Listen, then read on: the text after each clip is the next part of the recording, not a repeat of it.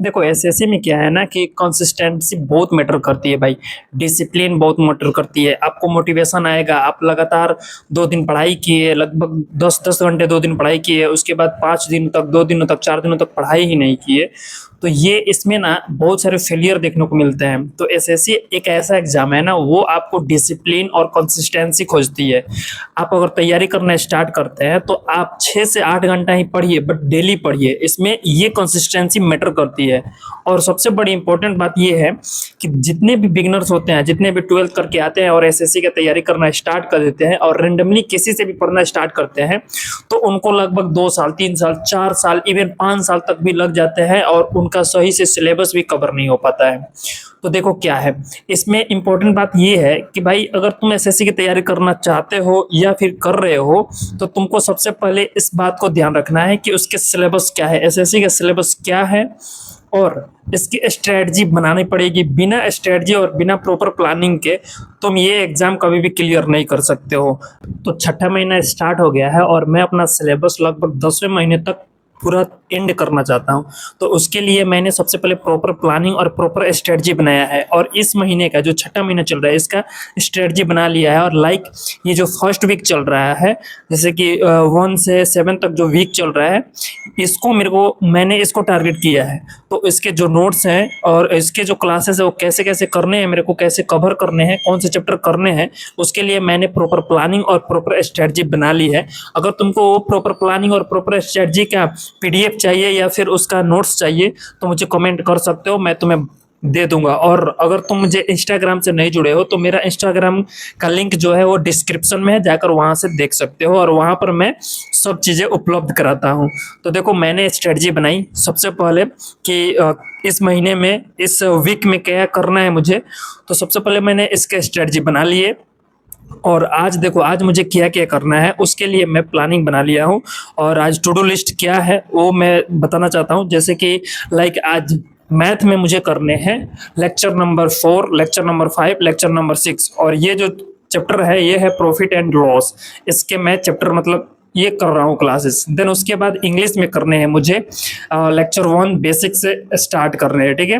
Polity में मुझे making of constitution पढ़ना है। पॉलिटी में मुझे लेक्चर नंबर 1 करने हैं। उसके बाद हिस्ट्री में मुझे एंशियंट हिस्ट्री पढ़ना है, स्टोन एज। तो ये रही मेरी आज टू डू लिस्ट, और इसके साथ मैं पढ़ाई स्टार्ट कर रहा हूँ। तो सबसे पहले मैं बता दूं कि मैं नहा धोआ कर रेडी हो गया था, और आज था मंगलवार, तो मंगलवार को मैं पूजा करता हूँ और मंदिर नहीं जा पाया, इसलिए मैं यहीं पर और अपना जो है जो शांति मतलब बजरंगबली से जो कहना चाहता था वो कह चुका हूँ। और मैं यहीं पर रूम पे ही पूजा कर लिया, क्योंकि आज लेट हो चुका था, लगभग 10, 10:30 हो चुके थे, क्योंकि 11 बजे मेरे को पढ़ने बैठना होता है। तो मैं पढ़ने के लिए बैठ गया। देखो मुझे खाना भी बनाना होता है, उसमें मुझे जैसे कि सुबह में उठकर मुझे टहलने भी जाना होता है, शरीर को फिट भी करना है, उसके बाद पूजा भी करनी होती है। तो पूजा करके और फिर से पढ़ने के लिए मैं बैठ जाता हूँ। लाइक देखो तुम भी अगर पूजा करोगे तो तुमको ना एक अलग ही एनर्जी मिलेगी, वाइब जो बोलते हैं ना, अलग तरीके से वाइब मिलेगी तुम्हें, शक्ति, शांति, बहुत अच्छा मतलब फील होगा। तो मैं कहूँगा कि भाई तुम भी पूजा करना स्टार्ट करो। देन उसके बाद मैं पढ़ना स्टार्ट किया। सबसे पहले मैंने मैथ्स की क्लासेस करना स्टार्ट किया था। और एक और बात याद रखो कि जब तक तुम अपने आप से ये मतलब वादा नहीं करोगे, प्रॉमिस नहीं करोगे कि मुझे इतने दिनों में कवर करना है, वो तब तक नहीं होने वाला है। इसके लिए सीरियस होना बहुत ज़रूरी है, बहुत इम्पोर्टेंट है, समझे। तो इसमें ये मैटर करती है कि तुम्हारे डेडिकेशन क्या है, तुम्हारे डिसिप्लिन, तुम्हारी कंसिस्टेंसी। तुम लाइक 6 से 8 घंटा ही पढ़ो, बट पढ़ना स्टार्ट करो। तो मैं सबसे पहले पढ़ना स्टार्ट किया था। एक बात और इम्पोर्टेंट है उन लोग मतलब उन स्टूडेंट के लिए जो बिगिनर है, जो अभी आए हैं 12th करके और एक अच्छा खासा मतलब पढ़ाई करना चाहते हैं और प्रॉपर प्लानिंग के साथ, तो मैं कहूँगा कि तुम सबसे पहले मैथ्स और रीजनिंग पढ़ना स्टार्ट करो, क्योंकि ये जो होते हैं ना स्कोरिंग सब्जेक्ट होते हैं। ये इसमें अगर तुम मतलब पूरा अगर मार्क्स करते हो तो बहुत अच्छा रहेगा तुम्हारे मार्क्स के लिए। तो तुम्हें ज़्यादा कुछ नहीं करना है, तुम्हें मैथ्स और रीजनिंग कर मतलब मैथ और रीजनिंग जो है उसको पढ़ना स्टार्ट करने हैं। जब तुम्हारा मैथ और रीजनिंग चालू होगा तो रीजनिंग मतलब जल्दी ही कवर हो जाएगा। उसके बाद तुम जीएस या फिर इंग्लिश को स्टार्ट कर सकते हो इसको साथ में लेकर, क्योंकि बिकॉज मतलब ये है कि 4 सब्जेक्ट एक साथ लेकर करना बहुत ही मुश्किल है। इसलिए मैं कहूँगा कि 2 सब्जेक्ट उठाओ और मैथ और रीजनिंग का कॉम्बिनेशन बनाओ और इसको पढ़ना स्टार्ट करो। लाइक मैंने जैसे किया था। तो अभी तो मेरी रीजनिंग कंप्लीट हो चुकी है, तो मेरा जो है मैथ्स अभी बाकी है कुछ, तो मैथ्स और इंग्लिश और जीएस ये 2-3 सब्जेक्ट लेकर चल रहा हूँ, ठीक है। तो देखो ये है आज के मेरे शेड्यूल, ठीक है। जैसे कि यहाँ पर मैंने ये शेड्यूल थे वो मेरे अपने जो टू डू लिस्ट है उसको लिख लिया हूँ।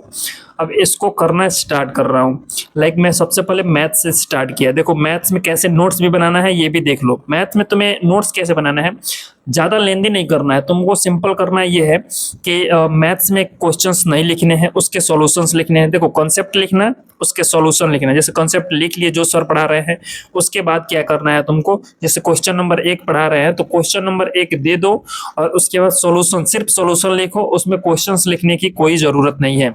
क्योंकि अगर ऐसा करते हो तो तुम्हारा जल्दी से जल्दी सिलेबस भी कंप्लीट होगा और अच्छा भी रहेगा। तो इस तरीके से तुम करोगे तो ये बेटर रहेगा। तो मेरी मैथ्स की क्लासेस हो गई थी और उसके बाद थोड़ा सा ऐसा लगा कि चलो वार्म अप कर लेते हैं, तो मैंने थोड़े से पुशअप लगाए बिकॉज ये हेल्दी रखेगा आपको शरीर को। उसके बाद लगभग शाम हो चुकी थी, क्योंकि उसके बाद थोड़ा सा चला गया था बाहर। उसके बाद आया तो इंग्लिश की क्लासेस करना भी स्टार्ट किया। उसके साथ साथ मैं खाना भी बनाना मतलब जो खाना बनाना होता है वो भी बनाना स्टार्ट किया। तो खाना बनाने के साथ साथ ही मैंने अपनी इंग्लिश की क्लासेस कर ली, क्योंकि उसमें लेक्चर देखते हैं उसके बाद ही उसका नोट्स बनाते हैं या फिर उसका रिवीजन करते हैं। तो इस प्रकार मैंने इंग्लिश की क्लासेस कर लिए। बचे थे जीएस और रही बात जीएस की, तो देखो जीएस में क्या करना है तुम लोगों को, तो जीएस में तुम्हें ज़्यादा टाइम नहीं देना है, उसको कम से कम टाइम देना है। जैसे कि तुम 3 से 4 महीने में उसका टारगेट रखोगे, 3 से 4 महीने में जीएस को पूरी तरीके से एंड कर देना है और कंप्लीट कर लेना है। क्योंकि जीएस में देखो ये होता है ना कि ये स्कोरिंग, इसमें स्कोर नहीं होते हैं। जितने भी टॉपर होते हैं अगर टॉप भी करते हैं ना तो उनका जो होता है ना 15 से 16 जो होते हैं क्वेश्चन वही सही होते हैं, तब जाकर वो टॉप कर पाते हैं, तो वो पूरा नहीं कर पाते हैं। इसलिए तुम्हें सबसे ज़्यादा ध्यान जो देना है वो है मैथ्स, रीजनिंग और इंग्लिश। ये इनमें स्कोर करो और इसमें कम से कम अगर 14 से 15 क्वेश्चंस कर ले रहे हो तो तुम्हारा आराम से इजीली हो सकता है। तो जीएस में जो मेरे क्लासेस थे वो कर लिया और मुझे ज़्यादा उसमें करने नहीं थे, मुझे याद ही करने थे। तो फटाफट से मैंने जो लेक्चर 1 था उसको किया और उसके बाद जो याद करने थे वो याद कर लिया।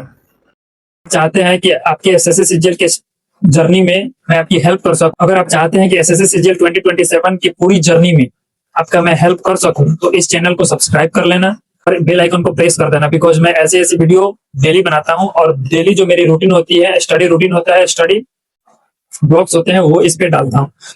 सो इस चैनल को सब्सक्राइब कर लेना एंड वीडियो अच्छी लगी हो तो वीडियो को लाइक कर देना एंड अगर कोई डाउट है तो कमेंट जरूर करना है। एंड अगर तुम चाहते हो कि 2027 के लिए मैं स्ट्रेटजी आपके लिए बना दूं तो आप मुझे कमेंट कर सकते हो। मैं आपके लिए स्ट्रेटजी, फुल स्ट्रेटजी 2027 के लिए आपको बनाकर दे सकता हूं। और इसके लिए आपको स्क्रीन पर मेरा इंस्टाग्राम आईडी दिख रहा है, तो वहां से आप मुझे मैसेज कर सकते हैं।